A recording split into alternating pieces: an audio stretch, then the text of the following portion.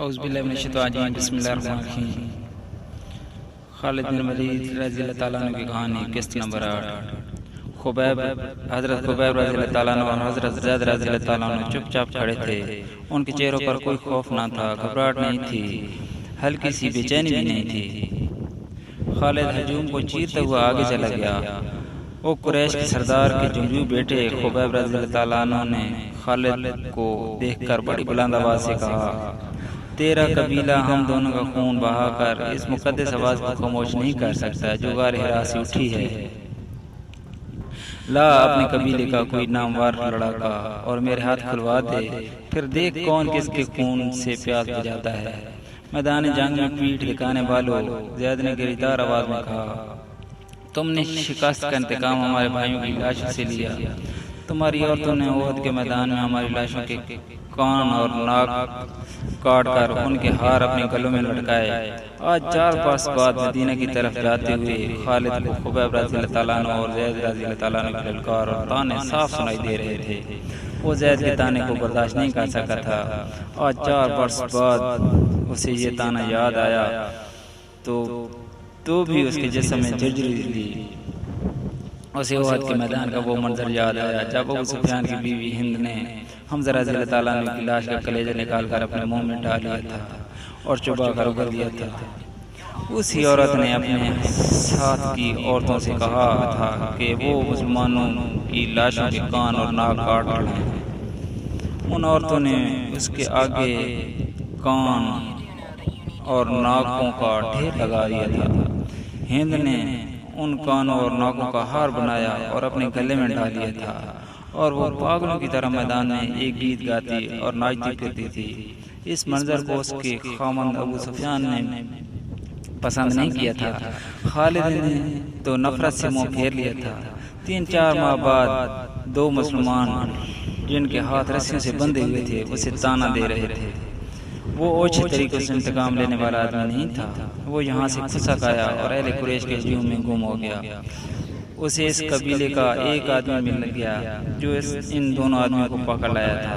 کسی بھی تاریخ میں اس قبیلے کا نام نہیں ہے۔ مورخوں نے بھی شام کے حوالے سے ایک جنگجو قبیلہ لکھا ہے جو قریش کا اتحادی تھا۔ خالد نے اس جنگجو قبیلے کے اس آدمی سے پوچھا کہ ان 2 مسلمانوں کو کس طرح پکڑا گیا۔ خدا کی قسم، اس آدمی نے کہا، کہو تو ہم ان مسلمانوں کے رسول کو پکڑ لائیں اور نیلامی کے چبوترے پر کھڑا کر دیں۔ تم جو کام نہیں کر سکتے اس کی قسم نہ کھاؤ۔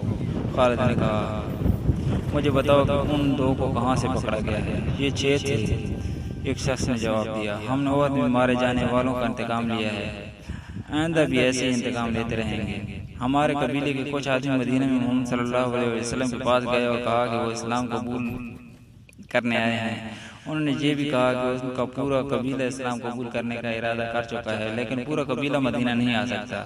ہمارے ان آدمیوں نے محمد صلی اللہ علیہ وسلم سے کہا کہ ان کے ساتھ چند ایک مسلمانوں کو ان کے قبیلے میں بھیجا جائے جو پورے قبیلے کو مسلمان کرے، اور پھر قبیلے کو مذہبی تعلیم دینے کے لیے کچھ عرصہ وہیں رہے۔ ہمارے یہ آدمی جب یہ واپس آئے تو ان کے ساتھ 6 مسلمان تھے۔ ادھر ہمارے سردار شارجہ بن مغیث نے 100 آدمیوں کو رجی کے مقام پر بھیج دیا۔ جب یہ 6 مسلمان رجی پہنچے تو ہمارے 100 آدمیوں نے انہیں گھیر لیا۔ تم سن کر حیران ہو گئے کہ یہ 6 مسلمان تلواریں نکال کر 100 آدمی کے مقابلے پر آ گئے۔ ہم نے 3 کو مار ڈالا اور 3 کو پکڑ لیا، ان کے ہاتھ رسیوں سے باندھ دیے۔ شارجہ بن مغیث نے حکم دیا تھا کہ مدینے سے کچھ مسلمان تمہارے دھوکے میں آ کر تمہارے ساتھ آ گئے تو ان میں سے 2-3 کو مکہ لے جانا اور انتقام لینے والوں کے ہاتھ فروخت کر دینا۔ ہم 3 کو ادھر لا رہے تھے، راستے میں ان میں سے ایک نے رسیوں میں سے ہاتھ نکال لیا، مگر وہ بھاگا نہیں۔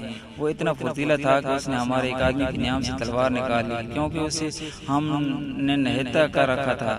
اس نے بڑی تیزی سے ہمارے 2 آدمیوں کو مار ڈالا۔ اکیلا آدمی اتنے سارے آدمیوں کا مقابلہ کب تک کرتا؟ وہ مارا گیا اور ہم نے اس کے جسم پر قیمہ کر دیا۔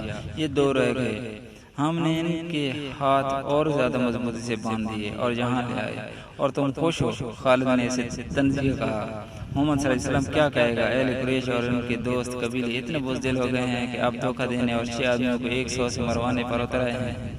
کیا تم نے مجھے یہ بات سناتے شرم محسوس نہیں کی؟ کیا ان 100 آدمیوں نے اپنی ماؤں کو شرمسار نہیں کیا جن کا انہوں نے دودھ پیا ہے؟ تم نے میدان جنگ میں مسلمانوں کا کیا بگاڑ لیا تھا ولید کے بیٹے؟ اس آدمی نے کہا کیا تم محمد صلی اللہ علیہ وسلم کی طاقت کا مقابلہ کر سکتے ہو؟ بدر میں 1000 قریش 313 مسلمانوں سے مار کھا آئے تھے۔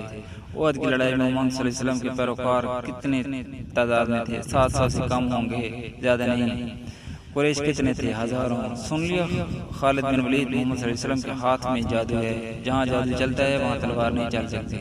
پھر تمہاری تلوار کس طرح چل گئی؟ خالد نے پوچھا۔ اگر محمد صلی اللہ علیہ وسلم کے ہاتھ میں جادو ہے تو وہ تمہارے سردار شارجہ بن مغیث کے دھوکے میں کس طرح آ گیا؟ اس کے 4 آدمیوں کو کس طرح مار ڈالا؟ ان دو کو محمد صلی اللہ علیہ وسلم کا جادو آزاد کیوں نہیں کرا دیتا؟ تم جس چیز کا مقابلہ کرنے کی جرات نہیں رکھتے اسے جادو کہہ دیتے ہو۔ ہم نے جادو کو جادو سے کاٹا ہے۔ شارجہ بن مغیث کے قبیلے کے آدمی نے کہا ہمارے پاس یہودی جادوگر آئے تھے، ان کے ساتھ 3 جادوگرنیاں بھی تھیں، ان میں سے ایک کا نام یوحوا ہے۔ ہم نے اپنی آنکھوں سے دیکھا ہے کہ ایک گھنی جھاڑی میں سے ایک برچھی زمین سے سلگتی ہوئی باہر آئی۔ یہ برچھی جھاڑی میں واپس چلی گئی اور سانپ بن کر واپس آئی۔ یہ سانپ واپس جھاڑی میں چلا گیا۔ مدینہ کی طرف جاتے ہوئے اسے یہ واقعہ یاد آ رہا تھا۔ وہ اسے یاد نہیں کرنا چاہتا تھا، لیکن زہریلی بھیڑوں کی طرح یہ یاد اس کے اوپر بھنبھناتی رہی۔ اسے یوحوا یاد آئی، وہ جادوگرنی تھی یا نہیں؟ اس کے حسن میں، جسم کی ساخت، مسکراہٹ اور بولنے کے انداز میں جادو تھا۔ اس نے شارجہ بن مغیث کے اس آدمی کے منہ سے یوحوا کا نام سنا تو وہ چونکا۔ معرکہ احد کے بعد جب اہل قریش کی فوج مکہ واپس آئی تھی تو مکہ کے یہودی ایسے انداز سے ابو سفیان، خالد اور اکرمہ کے پاس آئے تھے جیسے احد میں یہودیوں کو شکست ہوئی ہو۔ یہودیوں کے سرداروں نے ابو سفیان سے کہا تھا کہ مسلمانوں کو شکست نہیں ہوئی اور لڑائی ہار جیت کے بغیر ختم ہو گئی ہے، تو یہ قریش کی شکست ہے، یہ یہودیوں کی ناکامی ہے۔ یہودیوں نے اہل قریش کے ساتھ اس طرح ہمدردی کا اظہار کیا تھا جیسے وہ اہل قریش کی ناکامی پر غم سے مرے جا رہے تھے۔ انہی دنوں خالد نے پہلی بار یوحوا کو دیکھا تھا۔ وہ اپنے گھوڑے کی ٹہلائی کے لیے آبادی سے باہر نکل گیا تھا۔ جب وہ واپس آ رہا تھا تو راستے میں اسے یوحوا مل گئی۔ یوحوا کی مسکراہٹ نے اسے روک دیا۔ میں تسلیم نہیں کر سکتی، ولید کا بیٹا جنگ سے ناکام لوٹ آیا ہے، یوحوا نے کہا، اور خالد کے گھوڑے کی گردن پر ہاتھ پھیرنے لگی اور بولی مجھے اس گھوڑے سے پیار ہے جو مسلمانوں کے خلاف لڑنے گیا۔ خالد یوں گھوڑے سے اتر آیا جیسے یوحوا کے جادو نے اسے گھوڑے سے زمین پر کھڑا کر دیا ہو۔ اس سے بڑی ناکامی اور کیا ہوگی کہ تم مسلمانوں کو شکست نہیں دے سکے؟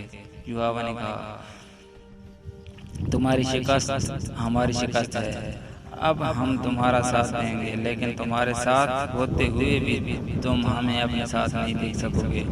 خالد نے یوں محسوس کیا جیسے اس کی زبان بند ہو گئی ہو۔ تلواروں، برچھیوں اور تیروں کی بچھاڑ کا مقابلہ کرنے والا خالد یوحوا کی مسکراہٹ کا مقابلہ نہیں کر سکتا۔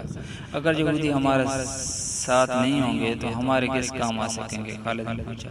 کیا تم سمجھتے ہو کہ صرف تیر ہی انسان کے جسم سے پار ہو جاتا ہے؟ یوحوا نے کہا، عورت کا تبسم تم جیسے دلیر اور جری مردوں کے ہاتھوں سے تلوار گرا سکتا ہے۔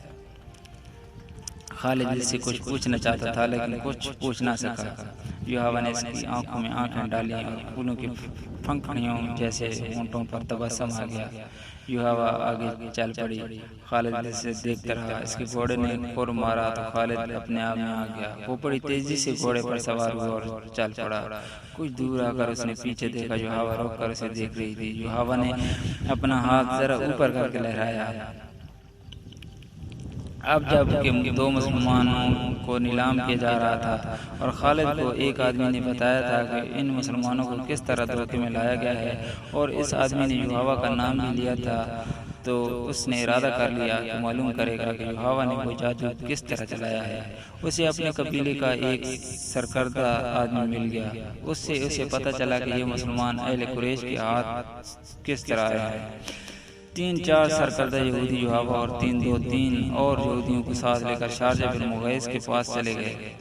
یہ قبیلہ تھا تو جنگجو، لیکن اس پر مسلمانوں کا رعب کچھ اس طرح طاری ہو گیا تھا جیسے لوگ جادوگروں سے ڈرتے تھے۔ اس قبیلے میں یہ مشہور ہو گیا تھا کہ رسول اکرم صلی اللہ علیہ وسلم کے ہاتھ میں کوئی جادو ہے۔ یہودیوں نے اپنی زمین دوز کروانے کے لیے اس قبیلے کو اس لیے منتخب کیا تھا کہ وہ جنگجو قبیلہ تھا۔ یہودی بڑی دانش مند قوم تھی۔ انہوں نے سوچا کہ اگر مسلمانوں کے جادو کا وہم پھیل گیا تو دوسرے قبیلے بھی اس سے متاثر ہوں گے۔ یہ یہودی اس قبیلے کے سردار شارجہ بن مغیث کے پاس گئے اور اس کا یہ وہم دور کرنے کے لیے کہ مسلمان جادوگر ہیں اسے بہت کچھ کہا، لیکن شارجہ بن مغیث نے تسلیم نہ کیا۔ رات کو یہودیوں کے کہنے پر شارجہ بن مغیث نے ان مہمانوں کی ضیافت کا انتظام باہر کھلے آسمان تلے کیا۔ ان یہودیوں نے اپنے ہاتھوں اپنے میزبانوں کو شراب پلائی۔ شارجہ بن مغیث اور اس کے قبیلے کے چند ایک سرکردہ افراد کو جو شراب پلائی گئی اس میں یہودیوں نے کوئی سفوف سا ملا دیا تھا۔ پھر یہودیوں نے اپنے جادو کے کچھ شعبے دکھائے۔ یوحوا نے اپنے حسن کا جادو چلایا۔ اس کا ذریعہ ایک رقص بھی تھا جس میں یہ یہود نے نیم برہنہ تھیں۔ ناچتے ناچتے ان کے جسموں پر جو ادھورے سے لباس تھے وہ بھی سرا کر زمین پر جا پڑے۔ یہودی اپنے سرزندے ساتھ لے گئے تھے۔ اگلے روز جب شارجہ اپنے بن مغیث کی آنکھ کھلی تو اسے محسوس ہوا جیسے وہ بڑے ہی حسین خواب سے جاگا ہو۔ اس کے خیالات بدلے ہوئے تھے۔ کچھ دیر بعد وہ پھر اپنے قبیلے کے دوسرے سرداروں کے ساتھ یہودیوں کے پاس بیٹھا تھا۔ یہود نے بھی وہاں موجود تھے۔ یوحوا کو دیکھ کر وہ بے قابو ہو گیا۔ اس نے لپک کر یوحوا کا بازو پکڑا اور اسے کھینچ کر اپنے پاس بیٹھا لیا۔ ضروری نہیں کہ دشمن کو میدان میں للکار کر اسے شکست دی جائے، ایک یہودی نے کہا۔ ہم مسلمانوں کو دوسرے طریقے سے بھی ختم کر سکتے ہیں۔ اس کا ایک طریقہ ہم تمہیں بتاتے ہیں۔ خالد کو بتایا گیا کہ ان 6 مسلمانوں کو مدینے سے دھوکے سے لانے کا یہ طریقہ یہودیوں نے بتایا تھا، اور شارجہ بن مغیث نے جو آدمی رسول اکرم صلی اللہ علیہ وسلم کے پاس بھیجے تھے ان میں ایک یہودی بھی تھا۔ خالد مسلمانوں کو اپنا بدترین دشمن سمجھتا تھا، لیکن اسے یہ غیر جنگی طریقے اچھے نہیں لگتے تھے۔ خالد اپنے گھر گیا، اپنے ایک خادمہ سے کہا کہ وہ یوحوا یہودن کو بلا لائے۔ یوحوا اتنی جلدی اس کے پاس آئی جیسے وہ اس کے بلاوے کے انتظار میں قریب ہی کہیں بیٹھی تھی۔ تم نے مسلمانوں کو کامیابی سے دھوکہ دیا ہے، خالد نے یوحوا سے کہا، اور مغیث کے مقابلے کے لوگ تمہیں جادوگرنی کہنے لگے ہیں، لیکن یہ طریقہ مجھے پسند نہیں آیا۔ میری بات غور سے سن خالد، تم اپنے قبیلے کے نامور جنگجو ہو، لیکن تم میں عقل کی کمی ہے۔ دشمن کو مارنا ہے تلوار سے مارو اور اسے تیکھی نظروں سے ہلاک کر دو۔ تیر اور تلوار چلائے بغیر دشمن کو کوئی مجھ جیسی عورت ہی مار سکتی ہے۔ آج 4 برس بعد وہ جب صحرا میں تنہا جا رہا تھا تو یوحوا کی باتیں اسے یاد آ رہی تھی۔ اسے اس حد تک تو وہ خوش تھا کہ یہودی ان کے ساتھ تھے، لیکن اسے یہ بھی معلوم تھا کہ یہودیوں کی دوستی میں جہاں مسلمانوں کی دشمنی ہے وہاں ان کے اپنے مفادات بھی ہیں۔ البتہ اس نے یہ تسلیم کر لیا تھا کہ یوحوا اگر جادوگرنی نہیں تو اس کے سراپا میں جادو کا کوئی اثر ضرور ہے۔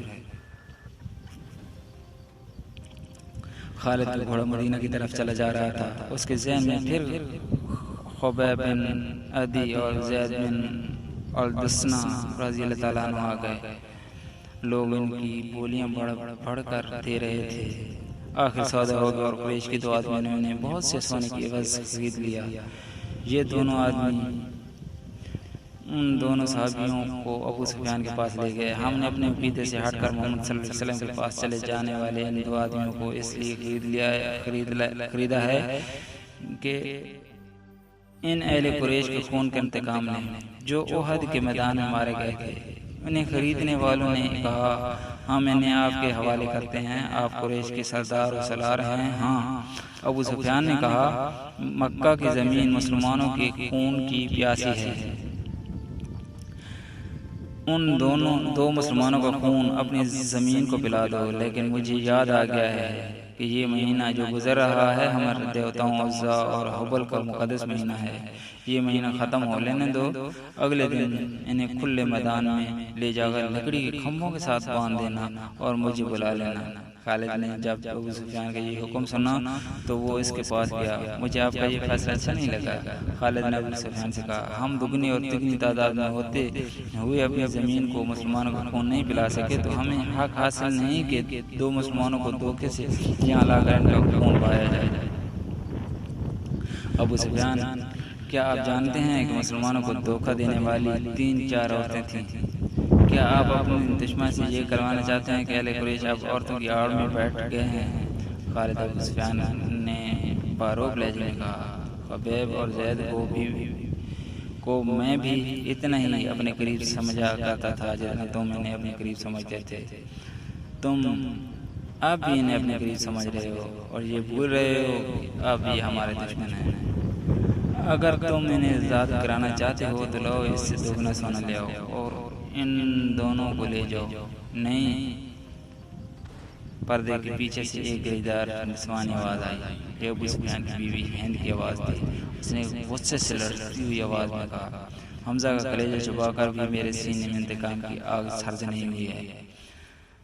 اگر ساری دنیا کا سونا بھی میرے آگے لا رکھو گے تو بھی میں ان 2 مسلمانوں کو آزاد نہیں کروں گی. ابو سفیان, خالد نے کہا, اگر میری بیوی میری بات کے درمیان یوں بولتی تو میں اس کی زبان کھینچ لیتا. تم اپنی بیوی کی زبان کھینچ سکتے ہو. ہند کی آواز آئی, تمہارا باپ نہیں مارا گیا تھا, تمہارا کوئی بیٹا نہیں مارا گیا اور تمہارا چچا بھی نہیں مارا گیا. ایک بھائی قید ہوا تھا اور تم مسلمانوں کے پاس جا کر منہ مانگا فدیہ دے کر اپنے بھائی کو چھڑا لائے. آگ جو میرے سینے میں جل رہی ہے تم اس کی تپش سے ناشنا ہو. خالد نے ابو سفیان کی طرف دیکھا. ابو سفیان کے چہرے پر جہاں مردانہ جاو جلال اور جنگجو سردار کا تاثر تھا وہاں ایک خاوند کی بے بسی کی جھلک بھی تھی. ہاں خالد, ابو سفیان نے کہا, جس کے دل پر چوٹ پڑتی ہے اس کے خیالات تم سے بہت مختلف ہوتے ہیں. کسی کو اپنا دشمن کہنا کچھ اور بات ہے, لیکن اپنے دشمن کو اپنے کسی عزیز کا خون بخش دینا بڑی ناممکن بات ہے. تم کس کو قائل کرو گے کہ وہ ان 2 مسلمانوں کی جان بخشی کر دے؟ تم جاؤ خالد, ان 2 مسلمانوں کو اپنے قبیلے کے رحم و کرم پر چھوڑ دو. خالد خاموشی سے واپس چلا گیا.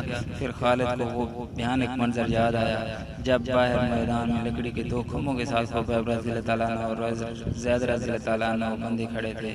تماشائیوں کا چیختا چلاتا ہوا ہجوم اکٹھا ہو گیا تھا. ادھر سے ابو سفیان اور ہند گھوڑوں پر سوار ہجوم میں داخل ہوئے. ہجوم کے نعرے اور انتقامی نعرے پہلے سے زیادہ بلند ہو گئے. اگر اس ہجوم میں کوئی خاموش تھا تو صرف خالد تھا. ابو سفیان گھوڑے پر سوار دونوں قیدیوں کے قریب گیا اور دونوں نے اسے کہا کہ وہ زندگی کی آخری نماز پڑھنا چاہتے ہیں. ابو سفیان نے انہیں اجازت دے دی. خالد اب مدینہ کی طرف جا رہا تھا. اسے جب وہ منظر یاد آیا کہ دونوں قیدیوں کے ہاتھ کھول دیے گئے اور وہ قبیلہ روک ہو کر نماز پڑھنے لگے. خالد پر اس وقت جو اثر ہوا تھا وہ اب 4 برس بعد اس کی ذات سے ابھر آیا تھا. گھوڑے کی پیٹھ پر بیٹھے بیٹھے خالد کا سر جھک گیا. خبیب رضی اللہ تعالیٰ عنہ بن ندی اور زید رضی اللہ تعالیٰ عنہ بن نلدسنا ہجوم کی چیخ و پکار سے لا تعلق اپنی موت سے بے پرواہ خدا کے حضور رکوع سجود میں محو تھے. انہوں نے نہایت اطمینان سے نماز پڑھی, دعا کے لیے ہاتھ اٹھائے. کوئی نہیں بتا سکتا, تاریخ بھی خاموش ہے کہ انہوں نے خدا سے کیا دعا مانگی. انہوں نے خدا سے یہ نہیں کہا ہوگا کہ دشمن انہیں آزاد کر دے. وہ اٹھے اور خود ہی لکڑی کے کھمبوں کے ساتھ پیٹھیں لگا کر کھڑے ہو گئے. او بدقسمت انسانوں, ابو سفیان نے بلند آواز سے خبیب رضی اللہ تعالیٰ اور زید رضی اللہ تعالیٰ سے کہا, تمہاری قسمت اور زندگی میرے ہاتھ میں ہے. اپنی زبانوں سے کہہ دو کہ ہم اسلام کو ترک کرتے ہیں اور اب ہم اہل قریش میں سے ہیں اور 360 مردوں کو برحق مانتے ہیں. یہ اعلان کر دو اور اپنی زندگیاں مجھ سے واپس لے لو. اگر نہیں تو موت کو گلے لگاؤ. یہ بھی سوچ لو کہ تمہاری موت سہل نہیں ہوگی. اے باطل کے پجاری ابو سفیان, زید رضی اللہ تعالیٰ عنہ کی آواز گرجی, ہم لعنت بھیجتے ہیں پتھر کے ان بتوں پر جو اپنے اوپر بیٹھی مکھی کو بھی نہیں اڑا سکتے. ہم لعنت بھیجتے ہیں عزت اور حبل پر جو تمہیں اگلے جہان دوزخ کی آگ میں پھینکیں گے. ہم پجاری ہیں اس ایک اللہ کے جو رحمان الرحیم ہے اور ہم عاشق ہیں اس محمد صلی اللہ علیہ وسلم کے جو اللہ کے رسول صلی اللہ علیہ وسلم ہیں. میرا راستہ وہی ہے جو زید نے تمہیں دکھا دیا ہے۔ خبیب رضی اللہ تعالیٰ عنہ بلند آواز سے کہا، اے اہل مکہ، سچا وہی ہے جس کے نام پر ہم قربان ہو رہے ہیں۔ ہمیں نئی زندگی ملے گی جو اس زندگی سے بہت زیادہ حسین اور مقدس ہوگی۔ باندھ دو انہیں ان کھمبوں کے ساتھ، ابو سفیان نے حکم دیا۔ یہ موت کا ذائقہ چکھنے کے مشتاق ہیں۔ دونوں کے ہاتھ پیچھے کر کے کھمبوں کے ساتھ جکڑ دیے گئے۔ ابو سفیان نے گھوڑا موڑا اور ہجوم کی طرف چلایا۔ باقی اگلی قسط میں پلیز چینل سبسکرائب کر دیں، مہربانی۔